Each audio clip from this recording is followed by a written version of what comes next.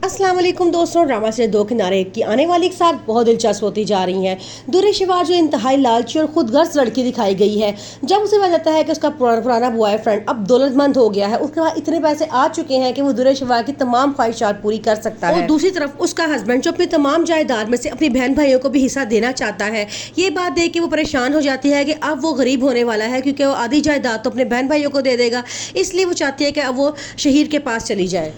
इस मकसद के लिए वो अपने हस्बैंड को ज़हनी टॉर्चर करना शुरू कर देती है और उसे कहती है कि मैं तंग आ चुकी हूँ इस बीमारी से और नहीं चाहिए मुझे ये बीमार बची। इस मकसद के लिए वो अपने हस्बैंड को ज़हनी टॉर्चर करना शुरू कर देती है और उसे कहती है कि मैं तंग आ चुकी हूँ इस बीमारी से और नहीं चाहिए मुझे ये बीमार बची। उसका हस्बैंड जब अपनी बच्ची के बारे में ये बातें सुनता है तो उसे बड़ा दुख होता है। वो कहता है तुम किस तरह के अल्फाज हमारी बेटी के लिए इस्तेमाल कर रही हो। आगे से दुर्रे शिवार कहती है कि मैं और क्या करूँ, मैं तुम्हारी बीमारी से तंग आ चुकी हूँ, मुझे नहीं चाहिए ये बीमारी, ना ही तुम चाहिए हो ना ही तुम्हारी बेटी चाहिए, मुझे आज़ाद कर दो। ये कह के वो घर छोड़कर चली जाती है और निकलते साथ ही शहीद से राब्ता करती है। शहीद कहता है कि मैं तो इस वक्त मुल्क में नहीं हूँ, लेकिन मैं तुम्हारे रहने की जगह का बंदोबस्त कर सकता हूँ। वो अपने एक फ्लैट में उसे जगह देता है और कहता है कि तुम यहाँ पे ठहर सकती हो जब तक मैं वापस नहीं आ जाता।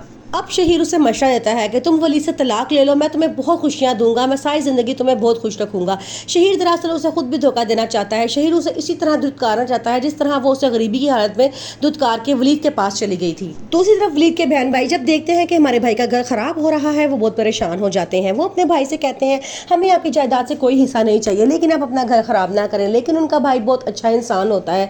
वो कहता है कि जिसका जो हक है मैं उसे महरूम नहीं कर सकता, वरना मैं क़यामत वाले दिन अपने माँ बाप को क्या मुंह दिखाऊंगा। आयमा और तैमूर भी बहुत परेशान होते हैं। वो कहते हैं कि हमने भाइयों को जितनी खुशियां देने की कोशिश की थी, लेकिन हमारी भाभी ने वो तमाम खत्म कर दिया है। वो एक लालची और खुदगर्ज औरत है, वो कभी भी किसी के साथ खुश नहीं रह सकती।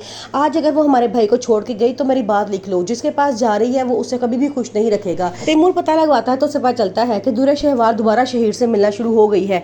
ये बात उसके लिए परेशान कुन होती है। वो समझ जाता है कि ये शहीर की शय पे इतना बुरा कर रही है।